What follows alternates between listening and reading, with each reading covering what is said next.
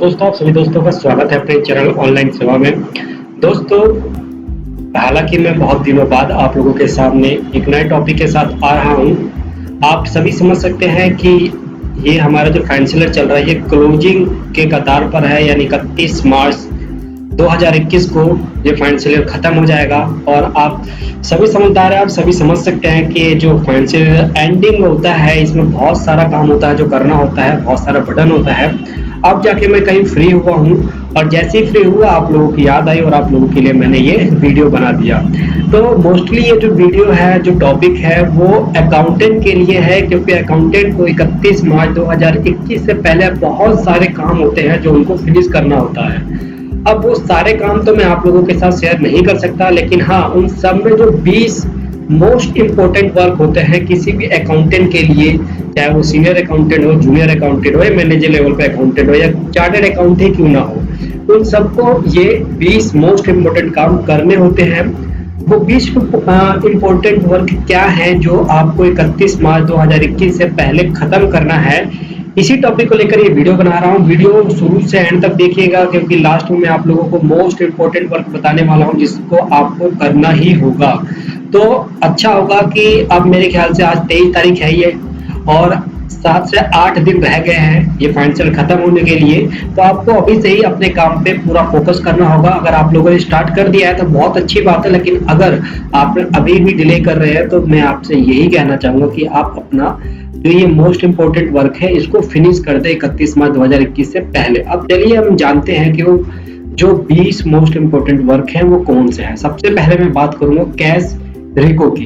Cash रिको का मतलब हो गया कि आपको अपने बुक्स में मैच करना है, जिस भी अकाउंटिंग सॉफ्टवेयर में आप काम कर रहे हैं या मेंटेन कर रखा है अपने, उसमें आपको चेक करना है, अपने कैश रिको को मैच करना है कि कहीं कैश नेगेटिव बैलेंस तो शो नहीं कर रहा। अगर नेगेटिव बैलेंस शो कर रहा है तो उसको आपको ठीक कर लेना है।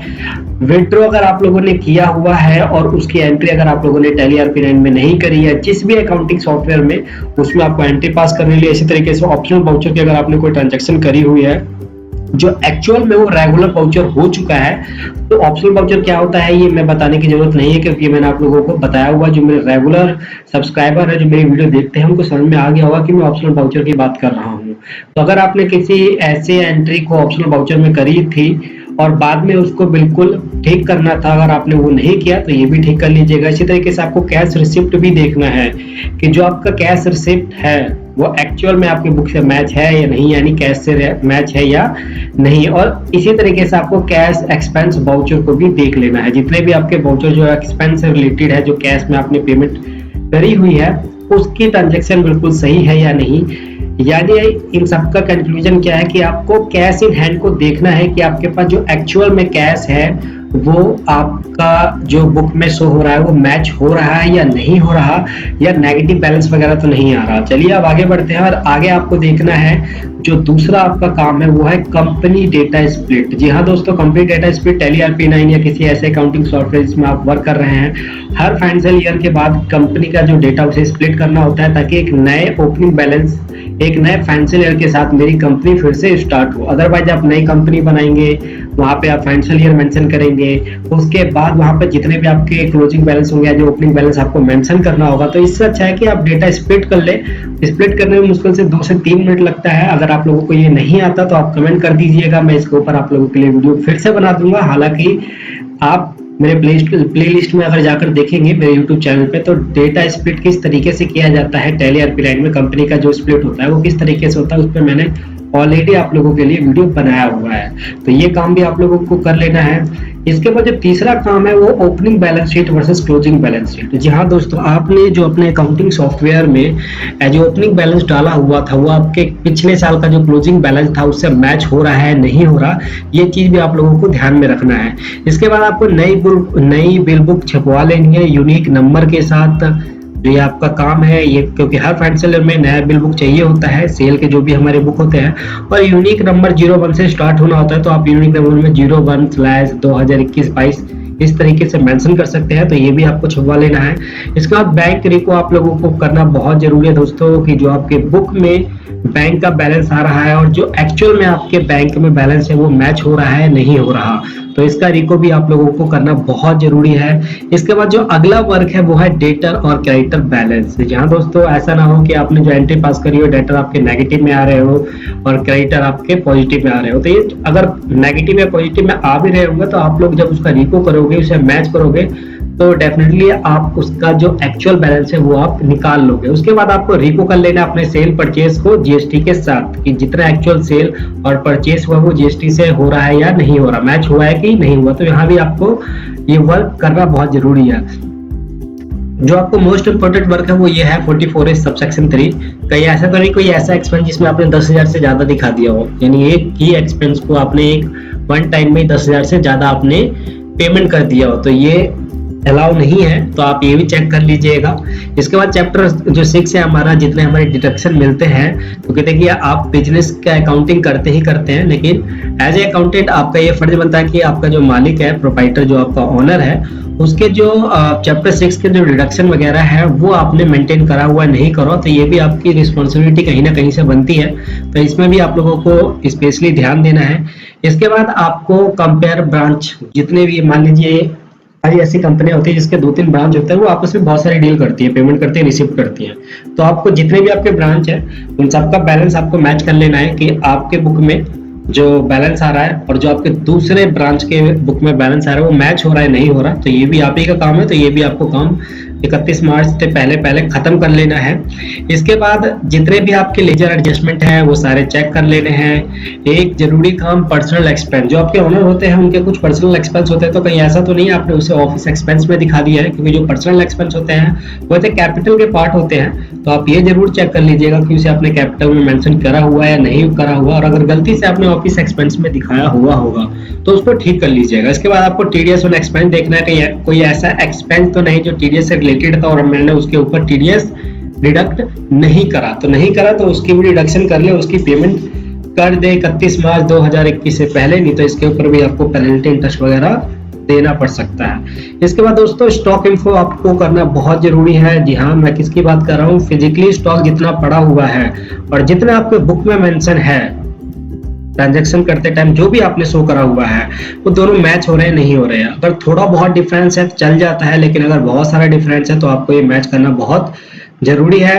एडवांस पेमेंट ये आपको खासतौर से ध्यान रखना है। जैसे कि आप सभी जानते हैं कि इनकम टैक्स में जब हम एडवांस पेमेंट करते हैं, जो एडवांस टैक्स की पेमेंट होती है वो हर महीने क्वार्टर के 15 तारीख तक करनी होती है। तो ये भी चेक कर ले कि जिसके ऊपर ही एडवांस टैक्स पेमेंट एप्लीकेबल है उनका कहीं छूट ना गया हो, छूट गया हो तो उसकी भी पेमेंट कर दे 31 मई 2021 से पहले। फिर प्रॉपर कैलकुलेशन डेब्ट ऑन एसेट। जी हाँ दोस्तों, हर कोई यही सोचता है कि जैसे 31 मार्च आएगा मेरी जितनी एसेट पे डेप्रिसिएशन लगना था वो तब मैं कैलकुलेट करूंगा, और वो छूट जाता है या फिर कई बार ध्यान में नहीं रहता। तो अभी से ही देख ले कि आपने डेप्ट की एंट्री करी हुई है या नहीं करी हुई है, जितने भी आपके एसेट फिक्स एसेट वगैरह है।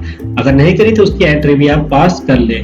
एक इंटरेस्ट ऑन लोन, बहुत सी कंपनियां लोन लेके चलती हैं और जो अकाउंटेंट होते हैं वो एंट्री जो करते हैं वो डायरेक्टली एंट्री क्या करते हैं कि loan account debit to bank account, ये एंट्री वो पास कर देते हैं। अब लोन में एक्चुअल में जो आप लोन पे करते हैं उसमें प्रिंसिपल और इंटरेस्ट होता है, तो कितना प्रिंसिपल आपने पे किया और कितना इंटरेस्ट गया, क्योंकि जैसे जैसे प्रिंसिपल कम होगा आपकी लायबिलिटी कम होती चली जाएगी, और इंटरेस्ट एक्सपेंस का पार्ट बनता है जिस वजह से इनकम टैक्स के अंदर इसका आपको डिडक्शन मिल जाता है। तो ये भी आपको ध्यान रखना है। अब ये मिलेगा कैसे, तो जिस भी बैंक से या जिससे आपने लोन लिया हुआ है उनसे आपको स्टेटमेंट लेना होगा, उसमें ब्रेकअप होता है कि कितना प्रिंसिपल और कितना इंटरेस्ट है, उसके हिसाब से आपको एंट्री पास करनी होती है। तो अगर आपने नहीं करी तो मैच करके एंट्री पास कर ले। इसके बाद दोस्तों आपको जीएसटी का बैलेंस मैच करना है अपने बुक से। जी हाँ, जीएसटी में जितना कैश लेजर में शो कर रहा है या क्रेडिट लेजर में जो बैलेंस शो कर रहा है वो आपके बुक में शो कर रहा है या नहीं कर रहा, कहीं मिसमैच तो नहीं है। तो ये चीज भी आप लोगों को ध्यान में रखना है और इन सब चीजों को अच्छी तरीके से मैच कर लेना 31 मार्च 2021 से पहले।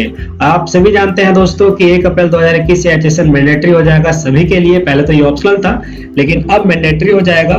इस तरीके से देखा जाएगा, ऐसे टैक्स पेयर जिनका टर्नओवर 5 करोड़ तक है उनके लिए 4 डिजिट मेंशन करना बहुत जरूरी है, और जिनका टर्नओवर 5 करोड़ से ज्यादा है उनके लिए 6 डिजिट एचएसएन मेंशन करना बहुत जरूरी है। तो अगर अभी तक आप अपना एचएसएन नहीं जान सकते, आपको आपका एचएसएन नंबर नहीं पता, तो आप जिसके थ्रू भी अपना फाइल करवाते हैं या आपने जो जीएसटी रजिस्ट्रेशन ले रखा होगा आप वहाँ पे अमेंडमेंट में भी जाकर देख सकते हैं। कि आपका जो एचएसएन कोड है वो क्या है, या सीबीएसई के साइड पे भी आप अपने बिजनेस के रिलेटेड जो एचएसएन है वो देख सकते हैं, और उसके हिसाब से आपको अपने नए जो नया बिल बुक आप बनवाएंगे उसमें एचएसएन आपको मेंशन करना बहुत जरूरी होगा। मोस्ट इंपॉर्टेंट वर्क जीएसटी रिको आपको करना बहुत जरूरी है दोस्तों। हर बार मैं आपसे कहता हूं कि लास्ट टाइम का वेट मत करा करिए, लास्ट टाइम का वेट करते हैं जिस वजह से काम इतना सारा हो जाता है कि ऐसा लगता है कि भाई अभी मेरे बस की नहीं है, मैं नहीं कर पाऊंगा। तो आपको जीएसटी रिको भी करना है, और जीएसटी रिको में आपको क्या क्या देखना है, GSTR 3B versus book match करना है, आपको जीएसटीआर 1 को 3B से मैच करना है, यानी जीएसटीआर 1 और आपका जो पोर्टल है उसका और बुक, ये तीनों आपस में मैच होने चाहिए। जीएसटीआर 1 हमारा सेल होता है, तो जितना आपने जीएसटीआर 1 में दिखाया वही आपके जीएसटीआर 3B में और वही आपके बुक में है या नहीं, ये आपको मैच करना है। इसी तरीके से GSTR 2B 2A versus GSTR 3B, ये भी आपको मैच कर लेना है, जो कि हमारे परचेज से रिलेटेड होता है। तो ये सारे काम दोस्तों आपको 31 मार्च 2021 से पहले खत्म कर लेना है।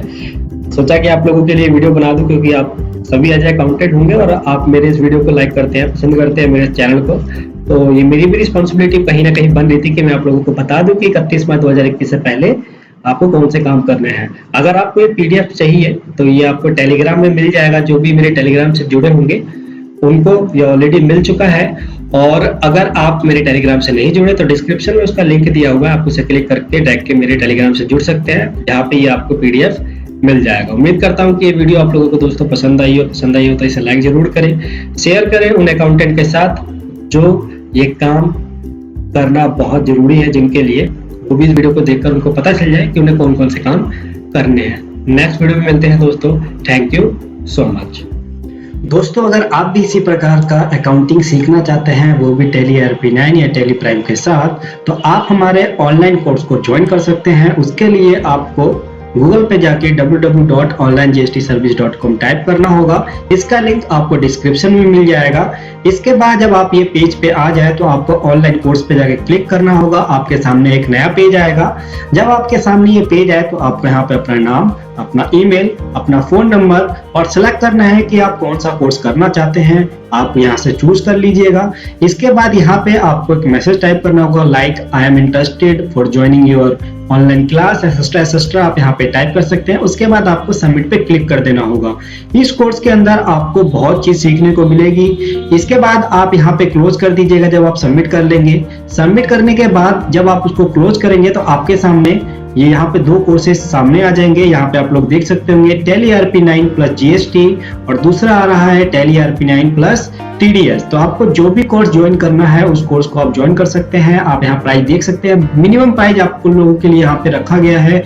आप भी इसी प्रकार का अकाउंटिंग सीख सकते हैं, तो आज ही ज्वाइन करें हमारे साथ और सीखें प्रैक्टिकली अकाउंटिंग घर बैठे बैठे।